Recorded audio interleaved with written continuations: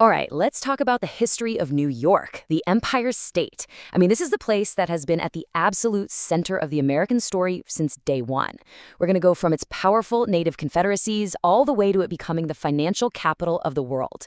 It is a wild ride of constant change, so let's just dive right in. So, our story really kicks off with this quote from way back in 1524.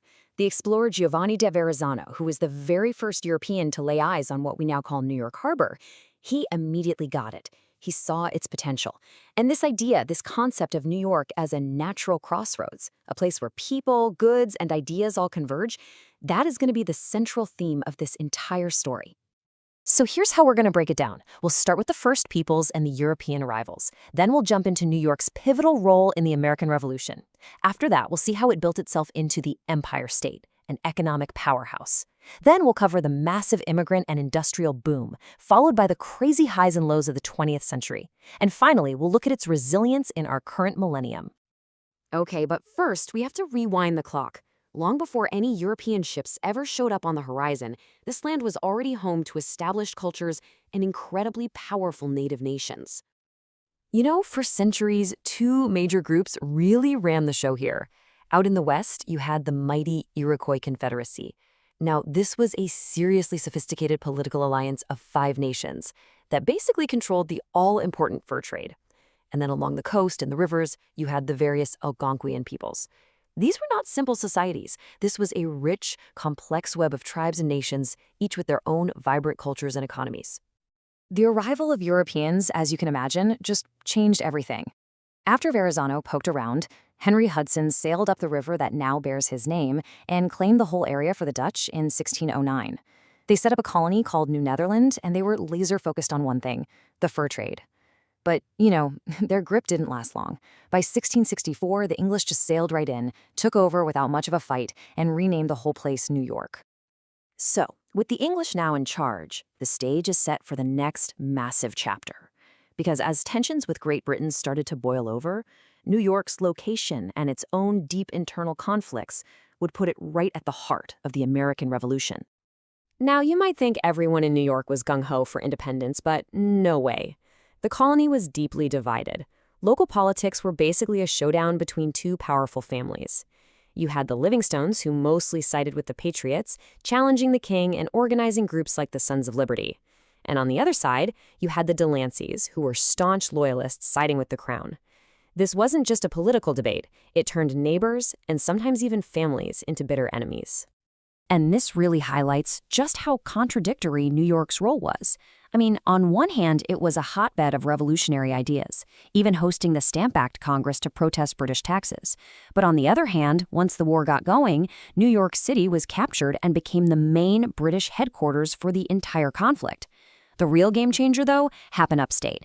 The American victory at the Battle of Saratoga in 1777, that was the absolute turning point of the war. It was so decisive that it convinced France to join the fight, which ultimately sealed the deal for American independence.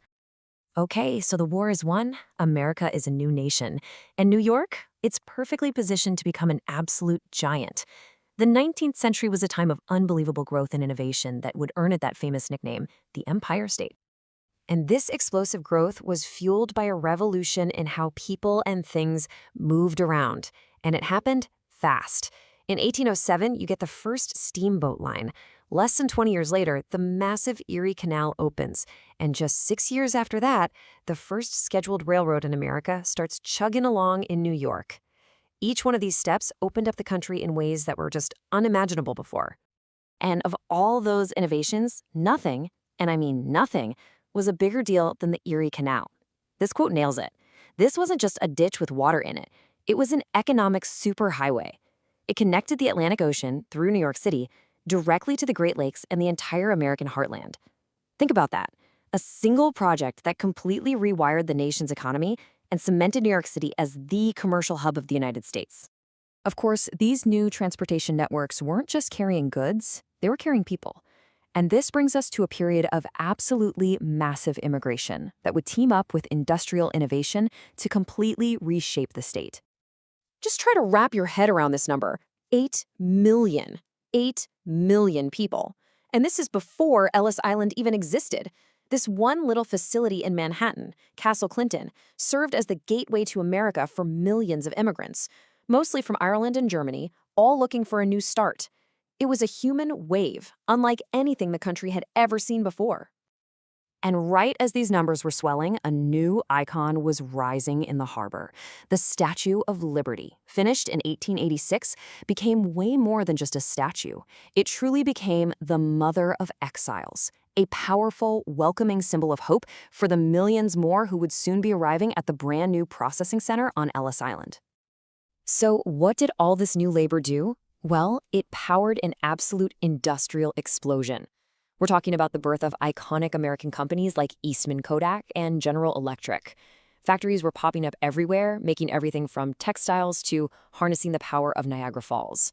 Now, this created incredible wealth, but it also led to pretty harsh working conditions, which in turn sparked the rise of some of the nation's first powerful labor unions.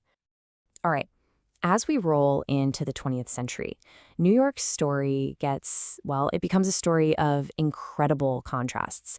It's a period of soaring ambition that you can literally see in its skyline, but also of crushing economic despair and massive social change. And nothing screamed ambition like the race to the top. For more than 60 years, the title of world's tallest building belonged to a skyscraper in New York City. You had the Woolworth Building, then the incredible duel between the Chrysler and the Empire State Buildings in the 30s, and finally the Twin Towers of the World Trade Center. These buildings were a physical statement of New York's economic and cultural power. But that incredible boom was followed by an epic bust. The Wall Street crash of 1929 plunged not just the state, but the entire world into the Great Depression. Unemployment just skyrocketed, hitting 25% or even higher. It was during this terrible crisis that New York's then governor, a guy named Franklin Delano Roosevelt, started experimenting with relief programs that he would later roll out for the whole country as the New Deal. After World War II, the economy shifted again. The country moved away from manufacturing and towards service industries.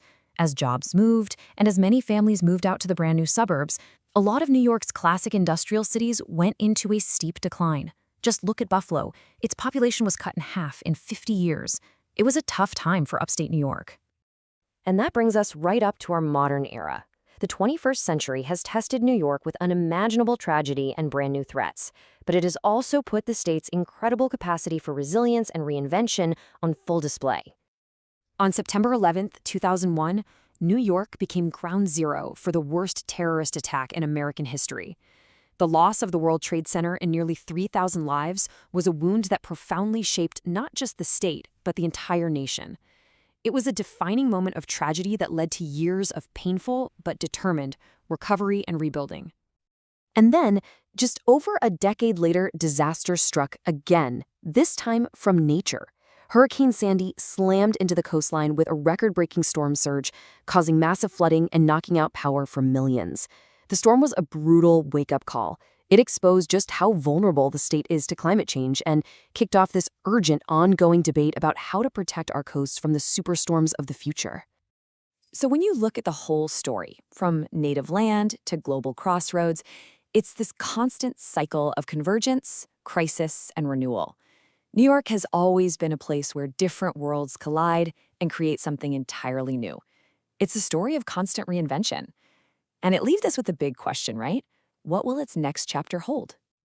If you enjoyed this trip through New York's history, you should definitely check out the rest of our U.S. State Histories playlist.